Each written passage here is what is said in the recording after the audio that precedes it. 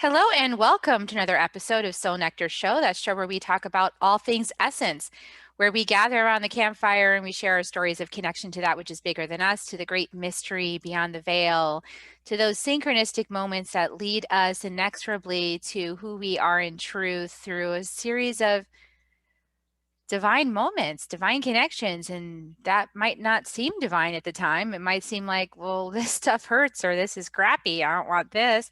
But actually, all that stuff ends up serving us in some other profound way that later on we discover. And I love how the divine mystery connects us to our big purpose. Seems to be flawlessly. It's just part of the endless stream of our life.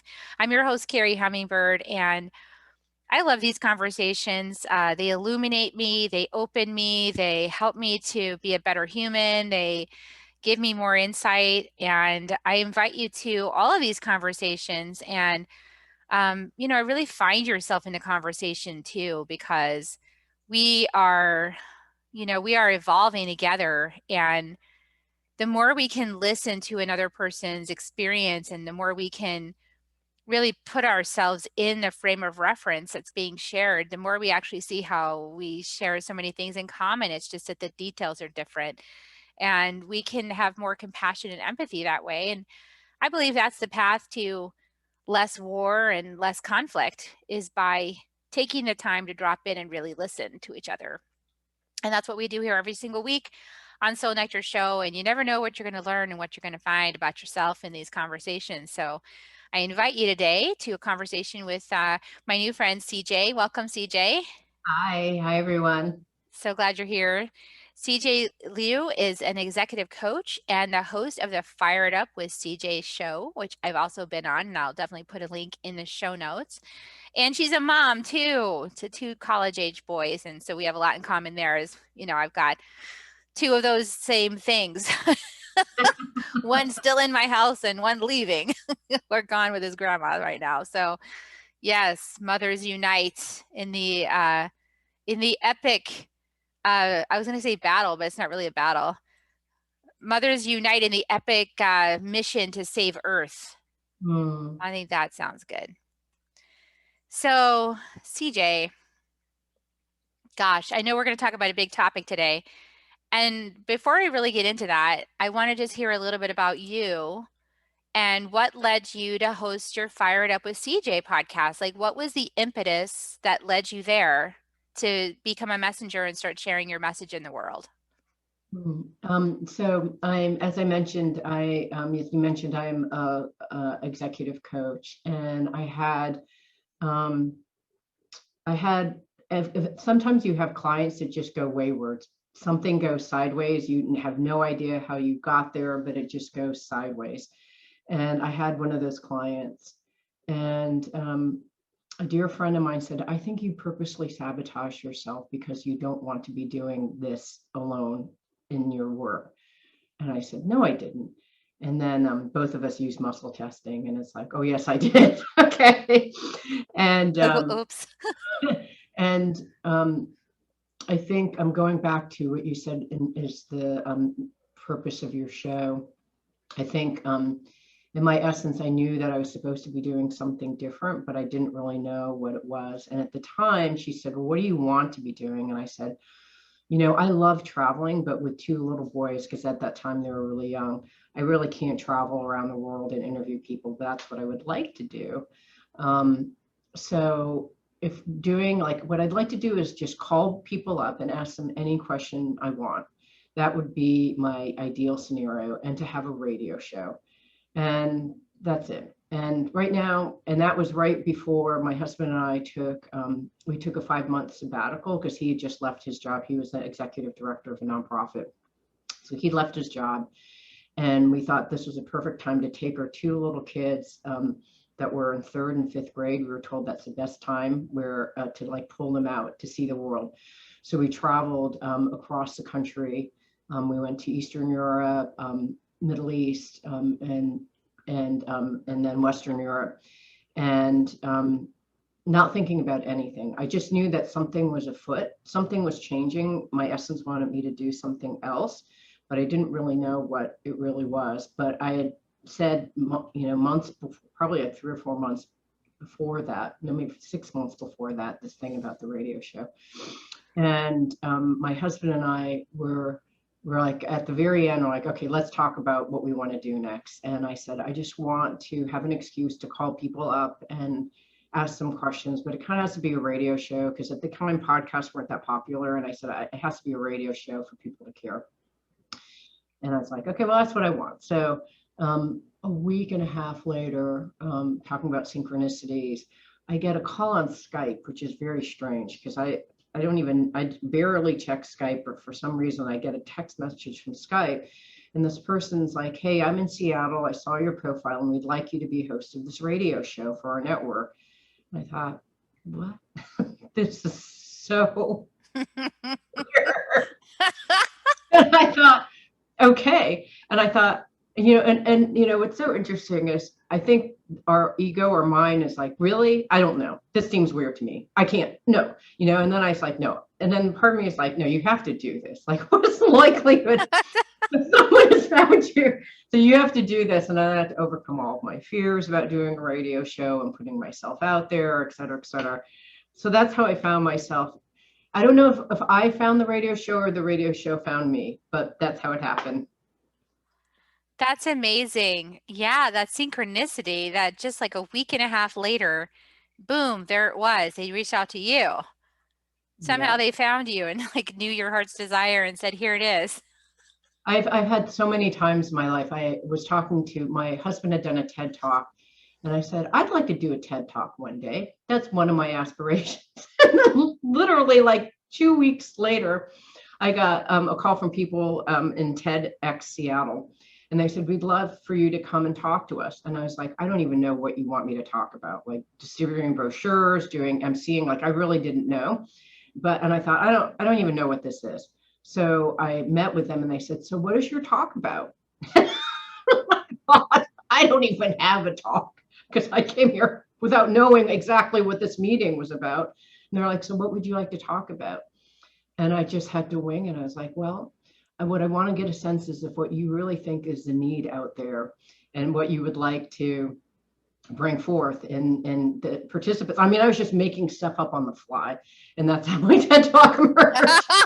It's amazing. Yeah. Some people try to hunt those things down forever and they still can't get one. And here you are, just like knocks on your door. It's super unpopular, so it's not that impressive, but it just but it's more that just how things have unfolded have been really quite beautiful. So I feel like sometimes, even though, it's about finding your essence, and sometimes I guess I would add to, and add to what you're saying, there's synchronicity where your essence finds, like the essence is brought out by you, by your experiences. Yeah, so true. That's beautiful. I love that. Well, and I fully believe and know for my own journey that everything that's happened to me and is happening to me is for me. Even if in the moment it feels awful, that there's something about that thing that is for me and my evolution and whatever it is I'm here to bring to, humanity, to my family, to my clients. So I know that you and I are going to have a discussion today that's might be a little challenging and uncomfortable for some people, right? Who find themselves in this conversation, maybe not the most beautiful way. And right? Yes, yeah. And I could only say that because as I was, so what I want to say is CJ has shared with me the beginning of an article and I know that eventually this is going to be out there and published, and maybe even by the time this episode comes out, who knows. But it's a topic that is on my heart these days because of everything that's been happening in the collective. And I asked CJ, would you be willing to have a conversation with me about this topic? Because when we connected on her show, it was really clear that this was a topic we both care about. And you see, I'm stalling. I'm only stalling because I want everyone to relax. So let's just take a breath. Can't talk about something super uncomfortable. And why are we going to talk about it? Because we need to talk about this stuff right now. Like, this is the time. It's important. We have to have these conversations. And So, I'm going to set CJ up for some success here with this conversation. This conversation is really about, it got kicked off, this version of it. Let's just say this version of the conversation, because the conversation's been going on. But this version of it with some potency, got kicked off last year with George Floyd and the media attention of George Floyd, right?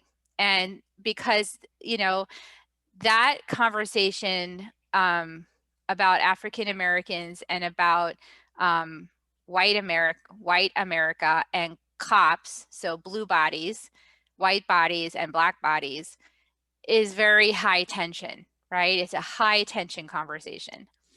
And there's a lot of people who really would not to not have that conversation anymore. And there's a lot of people who are like, we have to have this conversation, and I'm going to make sure this is an issue we talk about because my life depends on it. Right? And in the middle of all of that polarity in conversation, which is white hot, just like a bomb went off and we all have to talk about this. There's other conversations that get ignored in that big conversation. And the conversation we're going to talk about today is, there's systemic racism isn't just a black and white issue. Systemic racism is like, it's a conversation between this idea of white supremacy and everybody else. That's really the conversation. And it affects people. It affects people deeply as they're growing up. And some of the things that you're going to share today, CJ, from your article, I remember these things. I either experienced them, I may have even chanted along with it. Pretty sure I did. Right? Found it humorous. And then realized along the way, like, this is really messed up. This is so messed up that it's just a childhood chant. How did this happen? And what's the conditioning that turns children against children? What's the conditioning that makes us attack each other based on how our ethnicity or how we present? And, I love that I invited CJ to come along in an exploration I'm having right now with the Evolutionary Business Council about systemic racism. And we're exploring the book Caste by Isabel Wilkerson. And it's a really potent book. So I know some of those things are going to come out in our conversation because it's up for us today. Like, we're in the middle of this retreat. CJ and I are like just beginning. We're going to be going into the retreat full time on Friday and Saturday. It's like, oh, so it's in the space. So I'd love for you to just share, like, CJ, like your article, wherever you want to start, whatever feels precious and potent for you to share. I would love for your voice to be heard. Well, I'll just connect some of the things that you said because people may not probably haven't read the article. So the article that I wrote starts off with me when I'm like little, like probably in kindergarten, and there are these other kids that were taunting me, and at that time it was like Chinese, Japanese, look at me, dirty knees, look at the Chinese, Japanese, dirty knees, look at these, and then people be grabbing at their breasts, and that's kind of where it starts off. And as you said, like, you were an innocent kid, you were just probably laughing, maybe you were or not, or witnessing it. In some ways it doesn't matter. I mean, there are these generational things that happen, right? Like, you're just watching the other kids, you're like, I guess this is what we're supposed to do, this is what is fun or whatever. So anyways, that's just to kind of link it back to what you were saying. And so, I think the thing that I learned from that Evolutionary Business Council is we all are victims and perpetrators. In that particular case, maybe you were a perpetrator. We all have things that we are unconscious of why we're behaving a particular way. And so I think that you were unconsciously, and I have been unconsciously doing things because we don't know where they're coming from, but something has been baked into us. And I think that that's the thing where in the Evolutionary Business Council, we'll be talking about conditioning that is unconsciously baked into us through the news. And so we were looking yesterday, one of the exercises was to look at the headlines in the news. And so I read through the top 5 headlines in the New York Times, and it was like the words war, divide, struggle, attack were in each of those 5. Doubt, worry, and I thought, wow, the New York Times, my media of choice, is basically instilling fear in me, saying I'm not safe, I have to protect myself, things are changing, and be careful. And so it's like reifying, reinforcing already the condition that my brain has to survive and look for things that are harming me, and look out there and scan the landscape and like try to protect myself. And that very same kind of behavior is how that same thing is happening in society right now, right? Whether you or police, an African American or Asian, and or white or whomever you are, we have this unconscious, unprocessed pain. So what happened for me personally is I heard the news report in the evening that the 6 Asian women had been gunned down, and I literally was just numb. I was just completely numb, and I was like, I can't even watch this. I literally had to change the channel because I just couldn't even deal with hearing about the circumstances of these women. And I think the more work you do on yourself, the more your heart opens, the less shielded it is, and the more you feel your pain. And so I could feel not only the personal pain of all the tauntings and teasings that I've had literally throughout my 58 years of life, that were never really processed. So there was a whole bunch of unconscious pain that I was feeling. But also I could feel, because I'm very sensitive and I've been doing all this work at opening my heart, I could literally feel the pain of the collective. And it was of this, what my guess is, for sure the Asian community, because when I reached out to my girlfriends and said, how are you? They were frenetic. And my guess is that it affects everyone, like, whether you're whatever color, race, gender you are, it just reminds you that the world is a violent place in which random things happen. And so I was feeling the collective pain of all of that.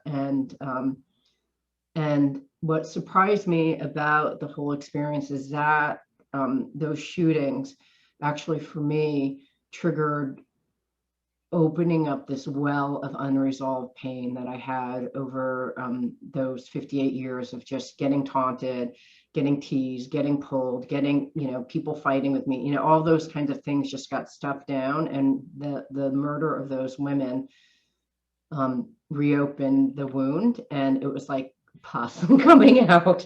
And not only my pus, collective pus was coming out of this wound. And it was deeper than I thought, because it was not only my pain, but I could feel like the pain of my family members and, my father, and what he used to tell me about racist remarks that were made and things that happened at his job.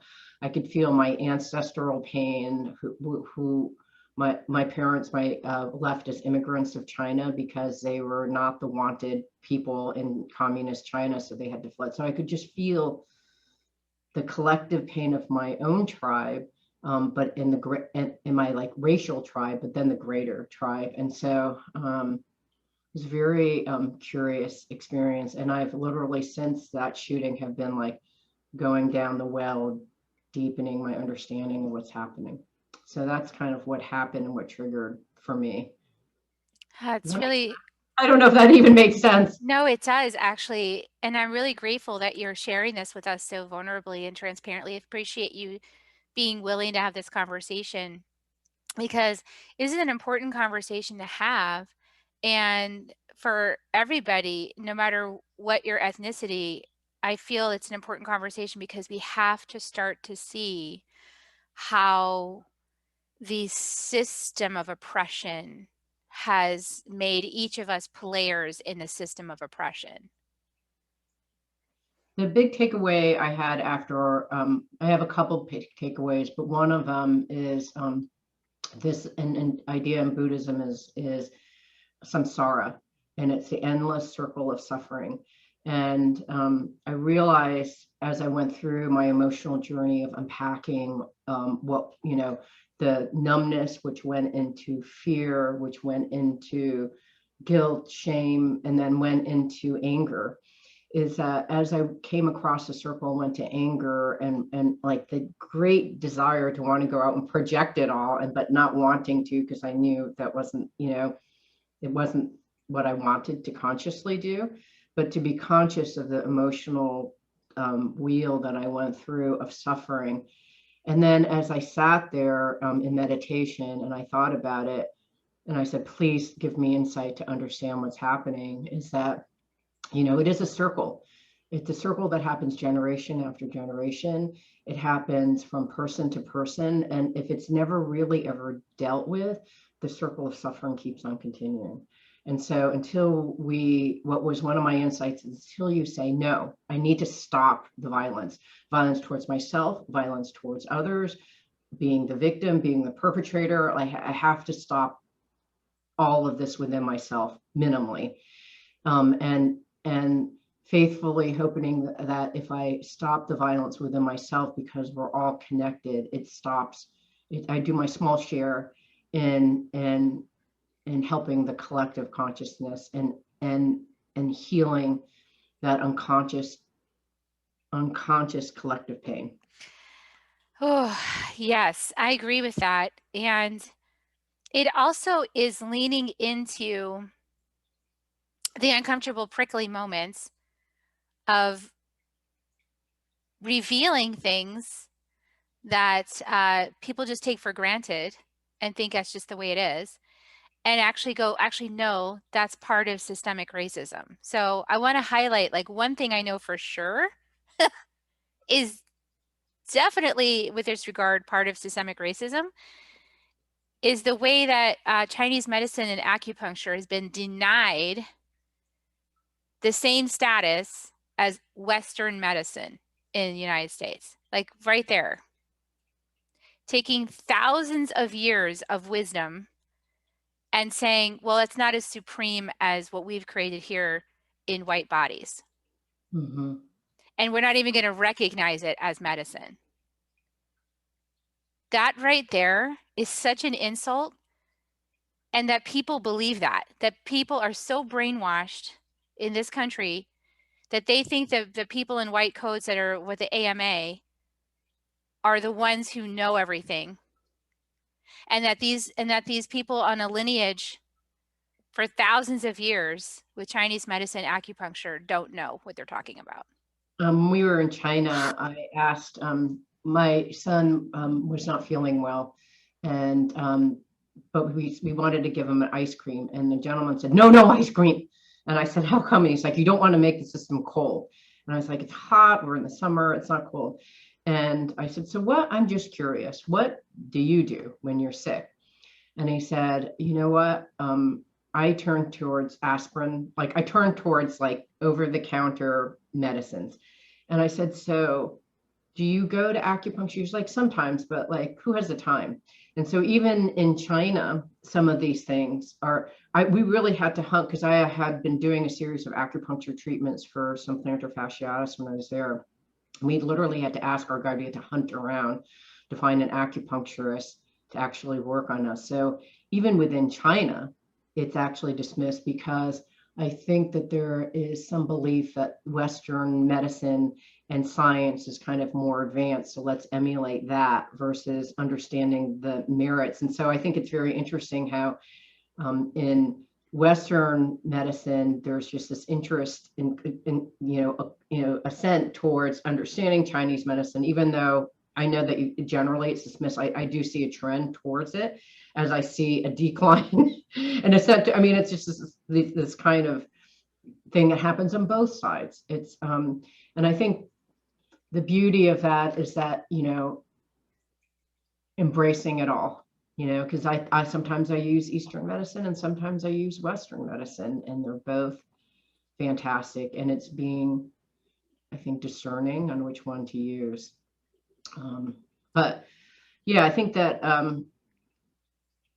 it is interesting whether it's interesting how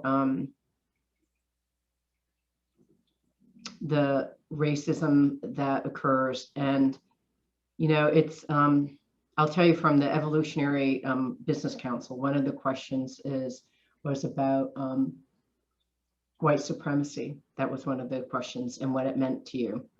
And as an Asian person, I've been traveling my own journey with diversity, equity, and inclusion. On the one hand, I talk with clients who are white men who can't even speak anymore in meetings because their voices are not wanting to be heard. And I have problems with that. You know, I understand that they've been heard a lot, but like, I just don't even know what to think about that. I have mixed feelings about that. I have another client who is a woman who has finally got into a very, you know, leading the whole organization position. And now, and as a woman, she is like, you know, worked her tail off to actually have a voice and say what she believes needs to happen. And even because she's white, she's also told that as a woman, she doesn't matter. So it's there's this kind of, I see all these different sides of things, right? And at the same time, I have my children and myself who, you know, I was always like told I have to assimilate, like just be humble. And these are cultural things, right? So for me, the culture was to be quiet, fit in, be humble, follow authority, just try to fit in, and like work your tail off, study hard, and you know, good things will happen. So that's just been my formula all along, and it's a formula that you know, not purposely, but has happened with our kids as well. And then it's hard because I've been watching my son, who is in computer programming, have a much harder time at jobs because he's a Eurasian child, and we're kind of the unwanted minority because there are so many Asians within technology companies that in order to have diversity, so it's just a very kind of confusing place to be. And so I have a lot of thoughts. I don't even know what to make out of all of these thoughts. And at the same time, I'm recognizing that lots of other voices have to be heard, and the importance and just joy that I feel in the media showing something. Have you seen it's Bridgerton? It's this trashy romance novel thing in Netflix, but it's it does such a brilliant job. It takes, like, you know, this kind of soap opera, British, you know, kind of meet, you know, the kind of Merchant Ivory meets American soap opera. It meets that space, and it's African American and white people mixing as if there's no like race and class and gender, and all those things are kind of mixed into one, so you don't think about it anymore. And I have to say that was the most, I just love that show because it opened my eyes to literally, like, initially I was like, oh, well, that's interesting. You know, oh, you know, even with my own people, like I look at Asian women with white men, of which I'm married to a white guy. I'm like, oh, that's interesting. You know, it's like, why is it interesting?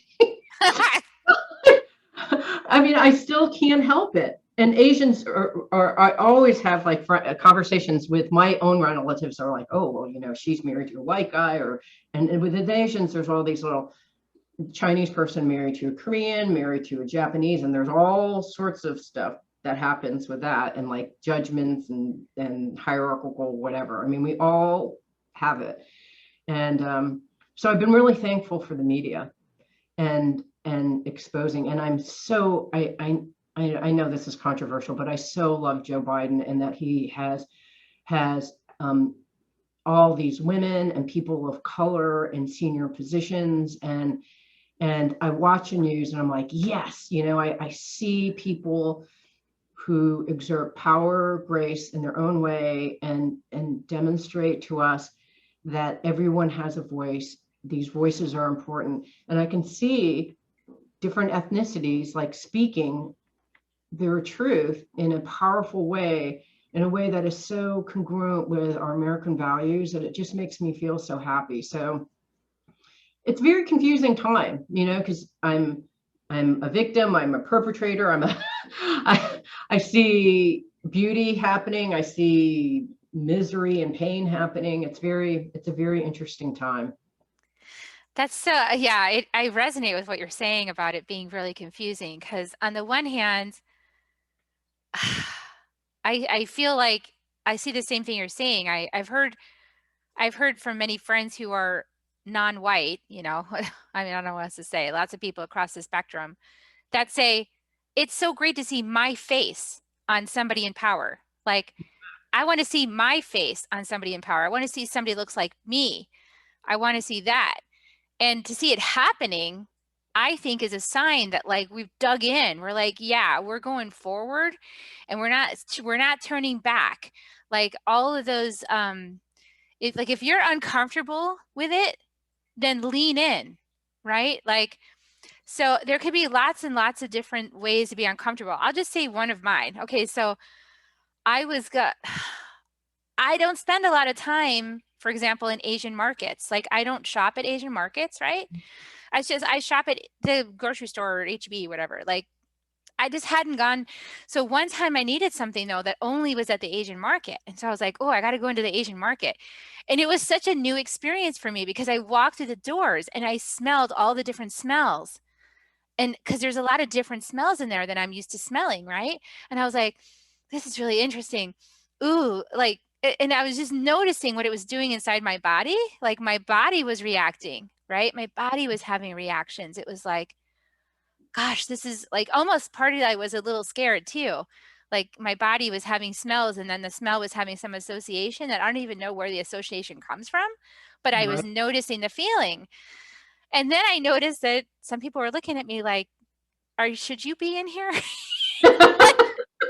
You know that you're clearly white and you're redhead and you're really bold and big, and I don't know that you should be in here. I don't know that maybe that was just my interpretation, but I noticed that there's like cultural differences, right? Like, and I don't know that this is a cultural difference. I want to say this. I'm not sure this is a cultural difference. This might be part of white supremacy in the individualism. I was just listening to Cass, and she was talking about how with this white supremacy thing, it's like people who are white can have individual personalities and people who are not white can't. So it's like everybody's part of a group if you're not white, and if you're white, you can be an individual. So then I was thinking about that and I was like, oh, that could be true. And then I was like, this is so uncomfortable. Wait, This so whole, if you're a person of color, you can have individuality, or if you're a person of color, you cannot have if you're a individuality. person of color, you're part of a group. Yeah, that's true. Yeah. I get that from on the flip side. I get that. So I was going, and so but see, my journey in my life has been to accept me as I am in my uniqueness and to stop trying to fit in. That's been my journey. Because there's conformity in white community too. There's like, sit down, shut up, don't rock the boat. There is that too. But I noticed like I've embraced my uniqueness. I'm like, I'm just gonna be who I am. And my name is Carrie Hummingbird, and I don't care what you people think. And so I'm way out there in the individual expression. And then to walk into this environment where it was like, keep your head down, fit in, don't make a big scene. And I'm like this like renegade, you know, trying to look for some stuff in the market, at least that's how I felt that feeling. And people were like, you shouldn't stand out that much kind of thing. It's very Asian not to stand out. You don't want to stand out. You're supposed to blend in, be humble, fold in. If, at least the way that I was raised and my understanding of my own Chinese culture, that's what I have. And as you mentioned, we're not all the same. Like Chinese culture is really different than Japanese culture, then is very different than Korean culture. And so to create an Asian culture is very different than people from India. Like there's, and all the very variants of people within India have different cultures too. So it's, I think it's a very interesting place to be, because I think when people saw Amy Tam a long time ago, she wrote the Joy Luck Club, and it was the first Yes. Asian voice. And everyone's like, oh, now I know your life. I'm like, Yeah. this is not at all akin to my life. I mean, I have pushy moms, like, okay, that's like the only similarity that I can see in this Asian story. And so it's really, really hard because, and then on the flip side, I see like Crazy Rich Asians. I'm like, oh, this is also not my life, but people just, they want to desperately understand. And because Asians are so quiet and they're very humble and they don't talk very often, no one really understands the stories because we also don't share our stories. So when those stories are shared, people just have too little data points in which you're trying to decide what is the Asian story. So I get being kind of the collectiveness, and that part of it is, I think you have to be accountable as an Asian. Like part of it is that if we want the story to be different, then we have to speak up with our specific story. Like we have to be accountable for it versus just complain like Amy Tam's not my story and neither is, it's like, okay, so, and also to realize that people have their individualized story. I had a person who is from India, and she said, people ask me like, what's the person of color take on this? And she's like, I can't speak for all people of color. She's like, I'm like your people of color mascot. I'm supposed to speak on the behalf of all people of color for this press release that you want to come out. I mean, it's just one of those things that we're in the muddy mess of figuring this all out, and we're all going to make mistakes. We're all going to be guilty and shameful in some way. We're all going to be brilliant in some way. And I think it's just being okay with it all, right? Because we're in this pivot point. What was the word that they said yesterday? It was like purpose something or other. What it was. Perturbation. What is it? Perturbation? Perturbation. Yeah. I love Which is that. like, it's like that, it's the perturbation is like the frenetic movement of things and the uncomfortable dismantling of things right before an organism evolves to the next higher expression of itself. Yes. So this happens in nature, and humanity's in this process of perturbation right now. And the more you lean into this conversation, the more you perturbate. So, but then you get to evolve. So that's a benefit, and we all evolve together. So anybody who does this work is helping the collective to evolve, as you said earlier, CJ. It's a beautiful thing to say. So I think we have to just, I think one of the things that they said in that workshop, which I think is great, is just like forgive yourself. I'm sure I've said like 500 things during this conversation that have irritated you, irritated the listener out there, made you, sad, mad, happy. I'm not even sure. I apologize. Like I'm still becoming more conscious, and I think we have to accept that we're all flawed at this point. And until we become conscious of our flaws, I probably said like 15 things that have triggered or offended or more you during this conversation. It's part of this perturbation. What is it? Perturbation. Perturbation. It's funny. I actually wore this shirt on purpose today. Can you see like some of the designs that have like, oh yeah, pretty. Yeah. And so it's like this idea of bringing in, it's like I think we're all so enamored of various aspects of each other's cultures, and so we'll like bring that into ourselves because we really enjoy that. And I think that's just like one step closer. Like now, like let's enjoy each other. That's, you know, it's not about the physical manifestations of the culture that you enjoy. It's about like tasting each other's food. That's wonderful. I love that about America. You can find anybody's food here, any culture, any tribe, anything, and it's you can enjoy it, right? You can really, so like that's just one step closer to enjoying the people, Yeah. the people who made that. And actually recognize that you may not like duck feet. You know, I mean, It's okay. you may not like the smells in the store, and you may not like duck feet. And actually, as an Asian, I can tell you, as a Chinese person, I'm with you. I don't like duck feet, and I'm not used to the smells either. So like, you're not alone, and you don't have to feel bad. It's just, everyone is going to be on a journey of increasing their consciousness, and it's all good. Like to recognize, like, wow, this smell is different, and I don't know what to do with it. I'm not sure how to interpret it. It smells off-putting. Like if you compare it to Febreze, it's not Febreze. It's not for breeze.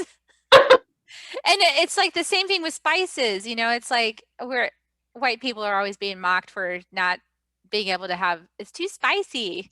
Anyway, anytime I've gone to Latin America, they're like, it's too spicy. So they have cheesing for us too, because we have bland food. European kind of people tend to eat bland food. And then, to have spice on your tongue is like, it's kind of shocking. So anyway. What I really like about what you said is that, when you actually take yourself out and you travel to a foreign country. Yes, I love doing that.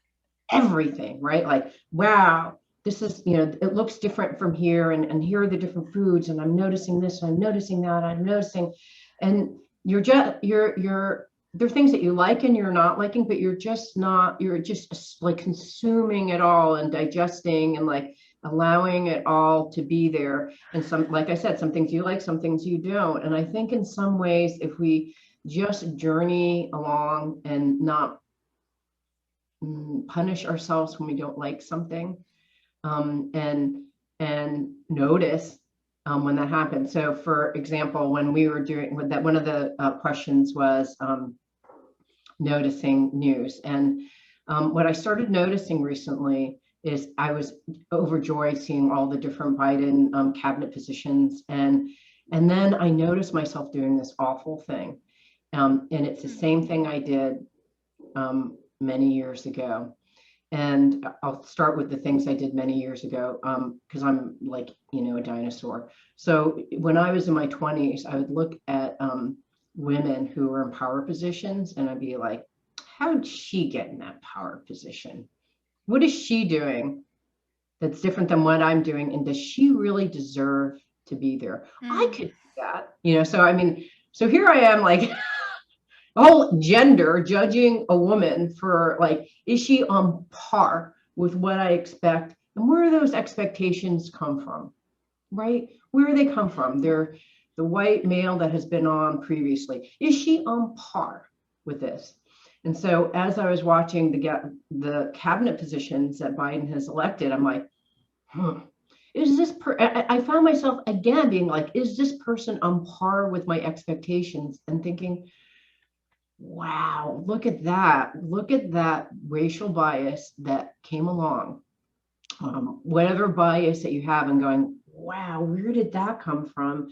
And I realized it comes from this really ancient place of wanting, like, there's a standard, this bias on what, educated, newsy kind of people, how they communicate, and is it meeting a standard? I mean, there's even bias at that level. And I was like, wow, I had no idea that I was watching this in this biased way. So I could be like, oh, I just feel so full of shame that I've had this experience. I should know better. I'm a spiritual person, for crying out loud, but like, it's just happening, right? I've entered into a new country. I'm putting on a new pair of glasses and looking at things from a different pair of eyes, and thinking, wow, I just never noticed that before.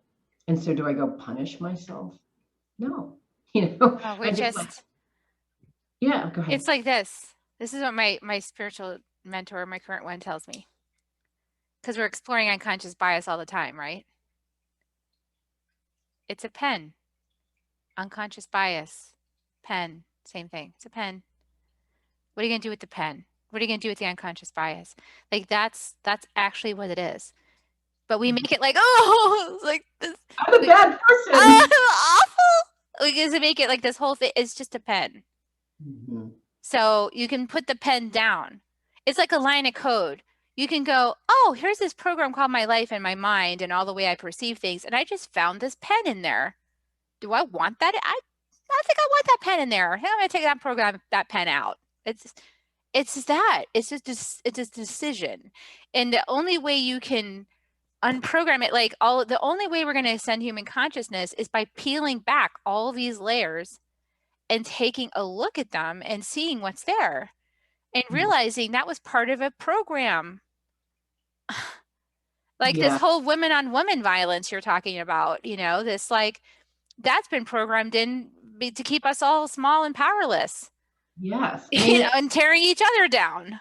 right. And but how do like the only way through it, the only way through it is to go through, to look at that saying, why did I do that to another woman? What was I doing? Well, I was comparing her to a certain expectation. Where was that expectation set and who set that expectation? And why should I, and is it right to be comparing this woman who I haven't heard her voice before to a white man? Like they're going to be different kind of voices. And so do they have to be the same, or can I just appreciate that they're different and allow and accept that they're different? That's kind of the deep dive into the well that I think I'm now exploring. But what was so interesting in this evolutionary business council is actually admitting things like, in people and that were speaking are like, you know what, I'm an African American person and I've had prejudice against my own people, and I hate saying that. And until we are completely vulnerable, like you and I have been during this conversation, we cannot really have real conversations. If we want to have a conversation where we look good, are not triggering anyone, and are, being PC the entire time, we'll never have the real conversations. And it's the real conversations when we'll get to really the human collective truth that we have been missing because we're so into papering our pain and our shame of not knowing and everything. Like we have to have the real conversations. Yes, we do. Oh, I love that. Glad it's a beautiful place to leave this. That's gorgeous. Thank you so much for agreeing to come on and have this conversation. And I know that you're in the midst of finishing that article that you're going to share with everybody in the near future, and whenever you're ready for that, we'll link that into the show notes. So this is, like we talked about in the council, the EBC meeting, is like, this is an ongoing conversation. This is a marathon. It's not a sprint. It's not an easy button push. It's an ongoing dialogue, a back and a forth, and real willingness to be transparent, willingness to look at yourself, willingness to feel the uncomfortable feelings and then go, where did that come from? And be curious and investigate this and keep going deeper and keep having conversations. That's right. Awesome. So I'll put a link in the show notes to my interview with CJ on her show. And I'll put a link in the show notes to the article as well. And so I hope that everybody here takes a look at that, really take a look at your own bias, your own unconscious bias, your own prejudice. And no one's exempt. We're all in the conversation together. And this isn't a blame, shame, and guilting thing. Although blame, shame, and guilt might definitely be feelings that you have. But it's not about that. It's really about revealing it, what's been hidden underneath the surface of this whole matrix that we're all immersed in. And we get to change it from the inside out. That's the coolest part. Yes. And we can take it. We're strong. As a society, we're getting stronger. It doesn't feel that way. We're at a huge pivot point. And if we can just lean into our vulnerability, that is where we are actually going to get stronger. But if we just keep on running away from our vulnerability, we can never fortify. Very true. Very true. Stop running, face the mirror, take a breath, put your hand over your heart, your hand over your belly, and say, I can do this. Yes, you can do this. I can We do can this. do this. Look, we're all safe. We came to the end of the broadcast, and if you're still with us, you made it. Conversation 1. Check. Awesome. Or 500. Some of my listeners are pretty advanced, so it could be conversation 500. All right. Thanks for staying with us. Thanks for being with us, CJ. And I'm going to give people kisses on the way out. Hey, by the way, you guys, if you like this interview, please share it, like it, give it 5 stars on iTunes, YouTube, wherever you find it. Share it out with friends. You know, just share it out because it would get that article out there even more. And like maybe people will start thinking about some of these things. So, okay. I want to hear how we've pissed you off or how we Yeah. something good or bad. I'm curious. I'm curious too. 20 sins. I know I have. Do you love Okay. us or do you hate us right now? Or do you kind of No. like a little bit of both? Exactly. Comments help as well. Everything's welcome. We love you unconditionally. So whatever you have to say is welcome. We love you. Okay, here come kisses, just to smooth it all over. We love you, everybody. And we'll see you next time on Soul Nectar Show. Bye for now.